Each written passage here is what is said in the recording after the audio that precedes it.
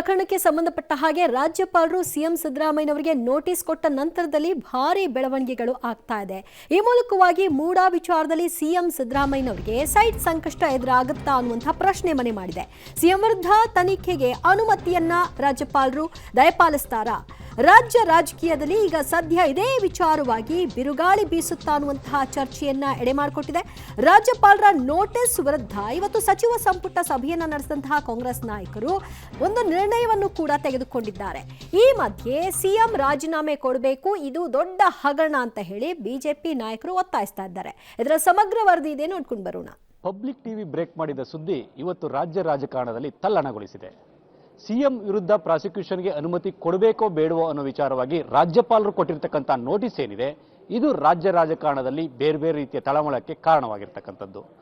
CM ಪರ ಸಿದ್ದರಾಮಯ್ಯ ಕ್ಯಾಬಿನೆಟ್ನ ಸಚಿವರು ನಿಂತಿದ್ದಾರೆ. ಇವತ್ತು ಬ್ರೇಕ್ಫಾಸ್ಟ್ ಮೀಟಿಂಗ್ ಅಲ್ಲೂ ಕೂಡ ಸಿದ್ದರಾಮಯ್ಯನವರು ತೆಗೆದುಕೊಳ್ಳುವಂತಹ ನಿರ್ಧಾರಕ್ಕೆ ಬದ್ಧ ಅನ್ನೋ ನಿರ್ಣಯವನ್ನು ಕೂಡ ಪಾಸ್ ಮಾಡಿದ್ರು.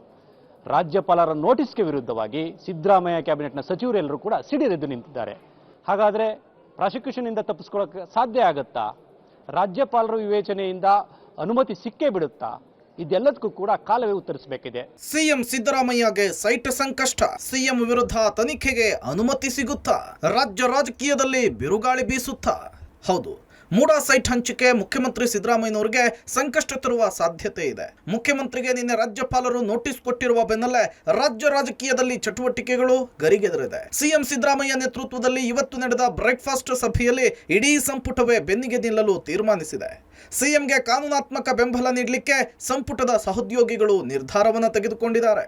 ಗವರ್ನರ್ ಕಚೇರಿಯಿಂದ ಮಾನ್ಯ ಮುಖ್ಯಮಂತ್ರಿಗಳಿಗೆ ಶೋಕಾಸ್ ನೋಟಿಸ್ ಕೊಟ್ಟಿದ್ದಾರೆ. ಮುಖ್ಯಮಂತ್ರಿಗಳು ಮತ್ತು ನಾವೆಲ್ಲರೂ ಕೂಡ ಸಚಿವರುಗಳು, ಉಪಮುಖ್ಯಮಂತ್ರಿಗಳು ಎಲ್ಲರೂ ಕೂಡ ಚರ್ಚೆ ಮಾಡಿದ್ದೇವೆ. ಇವತ್ತು ಕ್ಯಾಬಿನೆಟ್ನಲ್ಲಿ ಅದರ ಕಾಂಟೆಂಟ್ಸನ್ನು ಎಲ್ಲ ಎಕ್ಸಾಮಿನ್ ಮಾಡಿ ಚರ್ಚೆ ಮಾಡಿದ್ದೇವೆ. ಅದನ್ನು ಈಗ ಕ್ಯಾಬಿನೆಟ್ನಲ್ಲಿ ಮತ್ತೊಂದು ಬಾರಿ ಚರ್ಚೆ ಮಾಡಿ ಲೀಗಲ್ ಪೊಸಿಷನ್ ಏನು ಅಂತೇಳಿ ಅಡ್ವೊಕೇಟ್ ಜನರಲ್ಲು, ಲೀಗಲ್ ಅಡ್ವೈಸರ್ಸು ಅವ್ರದ್ದೆಲ್ಲ ಲೀಗಲ್ ಪೊಸಿಷನ್ನು ಏನು ಅಂತೇಳಿ ತಗೊಂಡು ಆಮೇಲೆ ಚರ್ಚೆ ಮಾಡ್ತೀವಿ. 100% ಕೇಂದ್ರ ಸರ್ಕಾರ ಪ್ರಯತ್ನ ಮಾಡ್ತಾ ಇದೆ. ಪ್ರಜಾಸತ್ತಾತ್ಮಕವಾಗಿ ಆಯ್ಕೆಯಾದಂಥ ಸರ್ಕಾರವನ್ನು ಬೀಳಿಸಲು ಈ ರೀತಿಯ ಷಡ್ಯಂತ್ರ ಮಾಡ್ತಾ ಇದೆ. ನಾವು ಕಾನೂನಾತ್ಮಕ ಮತ್ತು ರಾಜಕೀಯ ಹೋರಾಟ ಮಾಡ್ತೀವಿ, ಸಚಿವ ಸಂಪುಟದಲ್ಲಿ ಕೈಗೊಳ್ತೇವೆ. ರಾಜ್ಯಪಾಲರು ಪ್ರಾಸಿಕ್ಯೂಷನ್ಗೆ ಕೊಟ್ರೆ ಏನು ಅನ್ನುವಂಥ ವಿಚಾರದಲ್ಲಿ ಇಡೀ ಸಂಪುಟ ಸಹೋದ್ಯೋಗಿಗಳು ಮುಖ್ಯಮಂತ್ರಿಗಳಿಗೆ ಬೆಂಬಲವನ್ನು ಕೊಟ್ಟಿದ್ದಾರೆ ಅನ್ನುವಂಥದ್ದು. ವಿಶೇಷವಾಗಿ ಒಂದು ಕಾನೂನಾತ್ಮಕ ಹೋರಾಟ, ಮತ್ತೊಂದು ಕಡೆ ರಾಜಕೀಯ ಸಂಘರ್ಷ. ಏನೇ ಆದರೂ ಕೂಡ ಮುಖ್ಯಮಂತ್ರಿಗಳ ತೀರ್ಮಾನಕ್ಕೆ ನಾವು ಬದ್ಧರಾಗಿದ್ದೀವಿ, ತೀರ್ಮಾನವನ್ನ ನೀವು ಕೈಗೊಳ್ಳಿ ಅನ್ನುವಂಥ ಒನ್ ಲೈನ್ ರೆಸೊಲ್ಯೂಷನ್ಗೆ ಇಡೀ ಸಂಪುಟ ಒಪ್ಪಿಗೆ ಕೊಟ್ಟಿದೆ. ಎಲ್ಲ ಸಹೋದ್ಯೋಗಿಗಳು ಕೂಡ ಸಮ್ಮತಿಯನ್ನ ಸೂಚಿಸಿದ್ದಾರೆ ಅನ್ನುವಂಥ ಮಾಹಿತಿ ಕೂಡ ಸಿಗ್ತಾ ಇದೆ. ರಾಜ್ಯಪಾಲರ ನೋಟಿಸ್ ವಿರುದ್ಧ ನಿರ್ಣಯ, ಸಿಎಂ ಅನುಪಸ್ಥಿತಿಯಲ್ಲಿ ಸಂಪುಟ ಸಭೆ. ಇನ್ನು ರಾಜ್ಯಪಾಲರ ನೋಟಿಸ್ ಬಗ್ಗೆ ಸಂಪುಟ ಸಭೆಯಲ್ಲಿ ಚರ್ಚಿಸಲಾಗಿದೆ. ಕಾನೂನಿನ ಅಡಿಯಲ್ಲಿ ರಾಜ್ಯಪಾಲರ ನೋಟಿಸ್ಗೆ ಉತ್ತರ ಕೊಡಲಿಕ್ಕೆ ತೀರ್ಮಾನಿಸಲಾಗಿದೆ. ರಾಜ್ಯಪಾಲರು ಕೊಟ್ಟಿರುವ ನೋಟಿಸ್ ಅನ್ನು ಹಿಂಪಡೆಯಲು ಒತ್ತಾಯಿಸುವ ನಿರ್ಣಯ ಕೂಡ ಕೈಗೊಳ್ಳಲಾಗಿದೆ. ಮುಖ್ಯಮಂತ್ರಿ ಸಿದ್ದರಾಮಯ್ಯ ಅನುಪಸ್ಥಿತಿಯಲ್ಲಿ ಡಿಸಿಎಂ ಡಿಕೆ ಶಿವಕುಮಾರ್ ನೇತೃತ್ವದಲ್ಲಿ ಸಂಪುಟ ಸಭೆ ನಡೆದಿದ್ದು ವಿಶೇಷವಾಗಿದೆ. ಬೆಂಗಳೂರಿನಲ್ಲಿಯೇ ಇದ್ರೂ ಸಿಎಂ ಸಂಪುಟ ಸಭೆಗೆ ಗೈರಾಗಿದ್ರು. ಮೂಡಾ ಹಗರಣದಲ್ಲಿ ರಾಜ್ಯಪಾಲರು ನೀಡುವ ನೋಟಿಸ್ ರಾಜಕೀಯ ಪ್ರೇರಿತ ಅಂತ ಇವತ್ತಿನ ಕ್ಯಾಬಿನೆಟ್ ಸಭೆಯಲ್ಲಿ ಚರ್ಚೆ ಆಯಿತು. ರಾಜ್ಯಪಾಲರ ನೋಟಿಸ್ಗೆ ಕಾನೂನು ಅಡಿಯಲ್ಲಿ ಉತ್ತರ ಕೊಡಬೇಕು, ಜೊತೆಗೆ ರಾಜ್ಯಪಾಲರು ಕೊಟ್ಟಿರುವಂತಹ ನೋಟಿಸ್ ಅನ್ನ ವಾಪಸ್ ಪಡಿಬೇಕು ಅನ್ನುವಂತಹ ಒತ್ತಡವನ್ನ ಮಾಡುವಂತಹ ನಿರ್ಣಯವನ್ನ ಇವತ್ತಿನ ಕ್ಯಾಬಿನೆಟ್ ಅಂಗೀಕಾರ ಮಾಡಿತು. ಇದರ ಜೊತೆಗೆ ಕೇಂದ್ರ ಸರ್ಕಾರ ರಾಜ್ಯಪಾಲರನ್ನ ಬಳಸಿಕೊಂಡು ರಾಜ್ಯ ಸರ್ಕಾರವನ್ನ ಅಸ್ಥಿರ ಮಾಡುವಂತಹ ಹುನ್ನಾರ ಮಾಡ್ತಿದೆ ಅನ್ನುವಂತಹ ಆರೋಪದ ಚರ್ಚೆಗಳು ಇವತ್ತಿನ ಕ್ಯಾಬಿನೆಟ್ ನಲ್ಲಿ ನಡೆಯಿತು. ಸಿಎಂ ರಾಜೀನಾಮೆಗೆ ಬಿಜೆಪಿ ಒತ್ತಾಯ, ಸಂಪುಟದ ನಿರ್ಣಯಕ್ಕೆ ತೀವ್ರ ಆಕ್ಷೇಪ. ಈ ಮಧ್ಯೆ ಸಂಪುಟದಲ್ಲಿ ಕೈಗೊಂಡಿರುವ ನಿರ್ಣಯಕ್ಕೆ ತೀವ್ರ ಆಕ್ಷೇಪ ವ್ಯಕ್ತವಾಗಿದೆ. ರಾಜ್ಯಪಾಲರ ನಿರ್ಣಯವನ್ನೇ ಪ್ರಶ್ನಿಸಿದ ಸರ್ಕಾರದ ನಡೆಯನ್ನ ಬಿಜೆಪಿ ನಾಯಕರು ಪ್ರಶ್ನಿಸಿದ್ದಾರೆ. ತಕ್ಷಣವೇ ಮುಖ್ಯಮಂತ್ರಿಗಳು ತಮ್ಮ ಸ್ಥಾನಕ್ಕೆ ರಾಜೀನಾಮೆ ಕೊಡಬೇಕು ಅಂತ ಹೇಳಿ ಒತ್ತಾಯಿಸಿದ್ದಾರೆ. ನೈತಿಕ ಹೊಣೆ ಹೊತ್ತು ರಾಜೀನಾಮೆ ಕೊಡಬೇಕಾದಂಥ ಅವಶ್ಯಕತೆ ಇದೆ.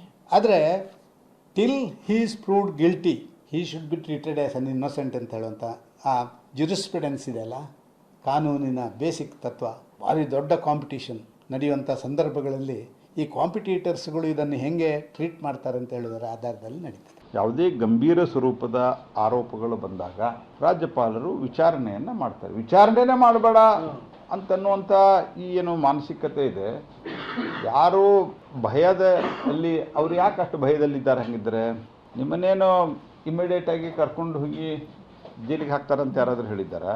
ಹಂಗೆ ಏನಾದ್ರು ಹೇಳಿಲ್ಲಲ್ಲ. 189 ಕೋಟಿ ರೂಪಾಯಿದಲ್ಲ, ಬರೀ 89 ಕೋಟಿ ರೂಪಾಯಿ ತಿಂದೀವಿ ನಾವು ಅಂಥೇಳಿ ಮುಖ್ಯಮಂತ್ರಿಗಳು ವಿಧಾನಸೌಧದಲ್ಲಿ ಒಪ್ಕೊಂಡಿದ್ದಾರೆ. ಏನು 99 ಕೋಟಿ ತಿಂದೀವಪ್ಪ ಅಂತ ಹೇಳಿದ್ದಾರೆ ಅವರು, ಇಲ್ಲ ಅಂತೇನು ಹೇಳಿಲ್ಲಲ್ಲ ಅವರು. ಕರ್ನಾಟಕ ರಾಜ್ಯದಲ್ಲಿ ಇಂಥ ಪ್ರಸಂಗಗಳು ಬಂದಾಗ ಹಿಂದೆಯೂ ಕೂಡ ರಾಜ್ಯಪಾಲರು ಮುಖ್ಯಮಂತ್ರಿಗಳಿಗೆ ನೋಟಿಸನ್ನು ಕೊಟ್ಟಿದ್ದರು ಮತ್ತು ಪ್ರಾಸಿಕ್ಯೂಷನ್ಗೆ ಅನುಮತಿಯನ್ನು ಕೂಡ ಕೊಟ್ಟಿದ್ದರು. ಅದಕ್ಕಿದು ಮೊದಲನೇ ಬಾರಿ ಏನಲ್ಲ, ಅಂಥ ಸಮಸ್ಯೆಗಳು ಹಿಂದೆಯೂ ಕೂಡ ಬಂದಿದ್ದಾವೆ. ಆಡಳಿತಾತ್ಮಕ ಸಮಸ್ಯೆಗಳು ಬಂದಾಗ ರಾಜ್ಯಪಾಲರು ಇಂಟರ್ಫಿಯರ್ ಆಗ್ತಕ್ಕಂಥದ್ದು ಸಂವಿಧಾನಿಕವಾಗಿ ಅವ್ರಿಗಿರ್ತಕ್ಕಂಥ ಹಕ್ಕು. ಪ್ರಾಸಿಕ್ಯೂಷನ್ಗೆ ಅನುಮತಿ ಕೊಟ್ಟರೆ FIR, ಸಿಎಂಗೆ ಎದುರಾಗಬಹುದು ಸಂಕಷ್ಟ. ಇನ್ನು ಮುಖ್ಯಮಂತ್ರಿ ವಿರುದ್ಧ ರಾಜ್ಯಪಾಲರೇನಾದರೂ ಪ್ರಾಸಿಕ್ಯೂಷನ್ಗೆ ಅನುಮತಿಯನ್ನು ಕೊಟ್ಟರೆ ಸಿಎಂಗೆ ಸಂಕಷ್ಟ ಎದುರಾಗಬಹುದು. ಅಧಿಕಾರ ದುರ್ಬಳಕೆ, ಭ್ರಷ್ಟಾಚಾರ ನಿಯಂತ್ರಣ ಕಾಯ್ದೆಯಡಿ ಇನ್ವೆಸ್ಟಿಗೇಷನ್ ಮಾಡಬಹುದು ಹಾಗೂ ಸಿಎಂ ವಿರುದ್ಧ FIR ಕೂಡ ದಾಖಲಾಗಬಹುದು. ಪ್ರಾಸಿಕ್ಯೂಷನ್ಗೆ ಅನುಮತಿ ಕೊಟ್ರೆ ಮುಂದೇನು ಅನ್ನೋದನ್ನ ತೋರಿಸ್ತೀವಿ ನೋಡಿ. ದೂರುದಾರ TJ ಅಬ್ರಹಾಂ ನೇರವಾಗಿ PCR ಅನ್ನು ದಾಖಲಿಸಬಹುದು. ಕೋರ್ಟ್ನಲ್ಲಿ ಖಾಸಗಿ ದೂರನ್ನ ದಾಖಲು ಮಾಡಿ FIRಗೆ ಒತ್ತಾಯಿಸಬಹುದು. ಲೋಕಾಯುಕ್ತಕ್ಕೆ ಕೋರ್ಟ್ ನಿರ್ದೇಶನ ಕೊಡಬಹುದು. ಕೋರ್ಟ್ ನಿರ್ದೇಶನದ ಮೇರೆಗೆ ಲೋಕಾಯುಕ್ತ FIR ಮಾಡಬೇಕಾಗುತ್ತೆ. ಭ್ರಷ್ಟಾಚಾರ ನಿಯಂತ್ರಣ ಕಾಯ್ದೆಯಡಿ ಪ್ರಕರಣವನ್ನ ದಾಖಲಿಸಿಕೊಂಡು ಇನ್ವೆಸ್ಟಿಗೇಷನ್ ಮಾಡಬೇಕು.